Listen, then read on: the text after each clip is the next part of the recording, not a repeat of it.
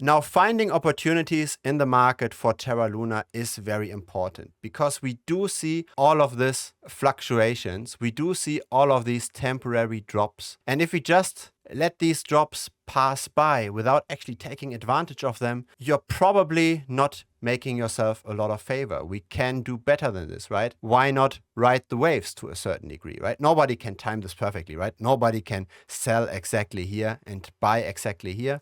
But if we define something that at least historically worked pretty well in the past, it might potentially still work in the future. That's the idea, right? The structure of the market or the psychology of the people might not have changed that much over time.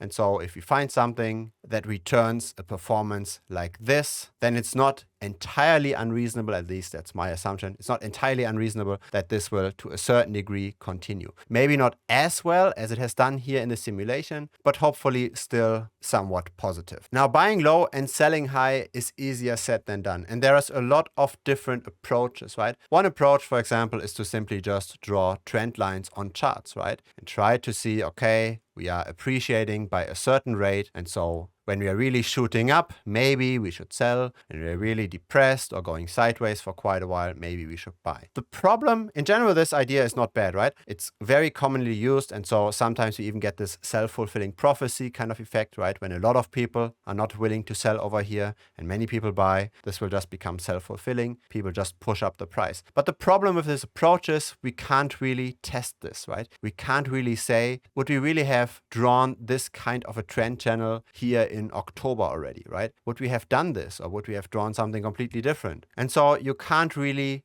backtest this. You can't really simulate this. You don't really know what you would have done in this particular situation. And so what I personally like to do, I like to have quantifiable approaches, mathematically derived approaches that help us gauge where the general momentum might go. And the most straightforward way is to simply look at moving averages, but not in the common way. So when we go here on tradingview.com and we select the moving average, we get this thin line over here, right? This blue line. I'm gonna make this a little bit thicker. And then we've got a length. And the length determines how much noise does this moving average take. So let's say we've got a pretty close moving average, then this line goes up and down pretty aggressively. If we've got a moving average with a longer duration, we can see this smoothens things out to a certain degree, right? So when we look, for example, here at the 40-day moving average, we have a pretty constant increase and decline. And we could potentially use this as one of the signals to buy and sell, right? We could, for example, follow the trends. We could say we want to be in the market whenever the price is above the moving average, such as over here. And then we would have sold, right? Let's say over here. And we would not endure this entire crash.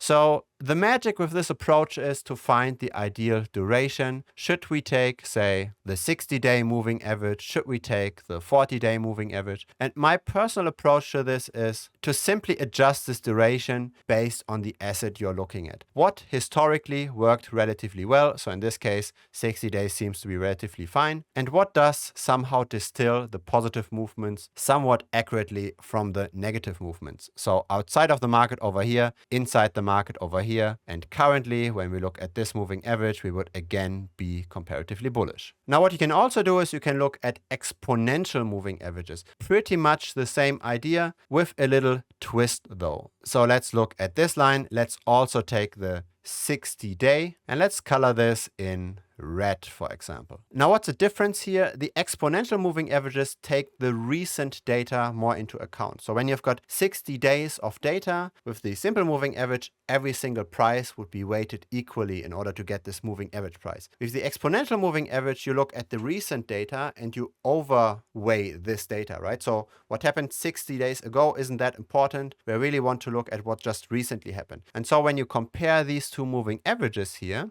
you see that the red line tends to be somewhat closer to the prices, right? It reacts a bit quicker. It's not as smooth. So this is really a matter of preference. You can also simply use the exponential moving average and adjust this. What I've done on this channel for some assets, so for example, for Bitcoin and Ethereum, is I have backtested actually what works the best. I haven't done that backtest for moving averages here for Terra Luna, but at some point in time I might. For Bitcoin, by the way, the best moving average, the simple moving average, is the 23-day. So when we look at Bitcoin and you want to time the Bitcoin market, your best bet, historically speaking, is the 23-day moving average. So this is now the Bitcoin price, just for reference. And currently, the situation isn't very clear, right? Sometimes we go above, sometimes we go below. We are somewhat in a sideways trading range. So really, we are currently in a volatile situation without a lot of decisions. Now, moving averages, that's probably somewhat boring, right? You've probably seen this hundreds of times in other videos. Let's look at something a bit more fancy, how we could potentially time the bottoms and the tops. So what you want to look at first is the Bollinger Bands. So again, we click over here to add our indicators and we enter Bollinger Bands. And there we go. And this is a bit more of a reactive strategy, right? This is trading a bit more actively. And the idea is that the price somewhat moves within those bounds, right? When we are relatively low,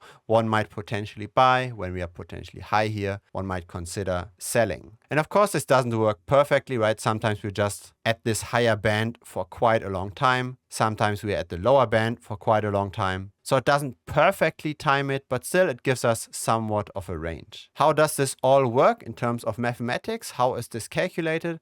We've got a moving average in the middle, right? So in this case, the 20-day. And then we've got something called a standard deviation. So what this formula is doing is it looks at the last 20 days and it looks at how volatile was the price? How much did it move, historically speaking?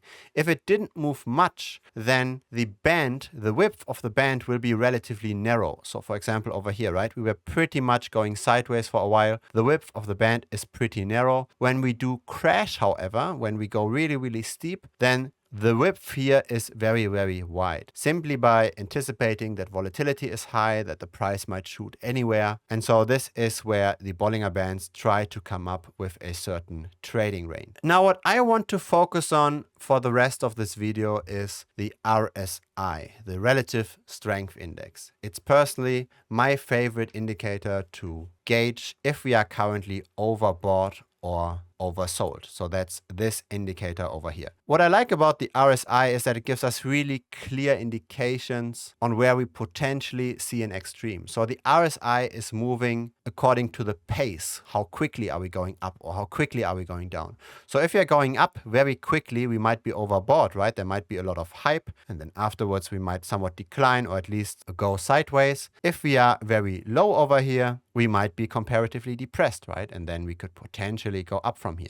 Notice how the lowest value here on the RSI in this entire time window was also comparatively one of the best buying opportunities. That's, I think, the strength of this RSI. Not a lot of indicators would tell you to buy exactly on the day where we are really the lowest compared to what happened in the recent past or compared to what happened after that signal. So that's the general idea. When we want to buy low and sell high, it's good to have a strategy. It's good to go on this with a systematic approach, something where we could also measure the performance, something that's not as subjective as just drawing lines on a chart, right? That's pretty subjective. But the RSI is a raw calculated number directly derived from the price. So is the moving average. So that's, I think, a way to keep out all of those emotions, right? When you're trading, there are emotions involved. Money is flowing in. You see that money going up or down. You might not do the most rational decision, but when you've got a very fixed trading rule set, then you can completely eliminate the emotions. Simply make sure when setting something like this up that you don't overtrade, right? That you keep your cost low and that you don't interfere with the strategy, that you simply just follow whatever you thought was the best historically speaking.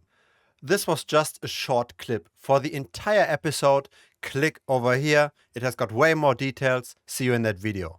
Bye.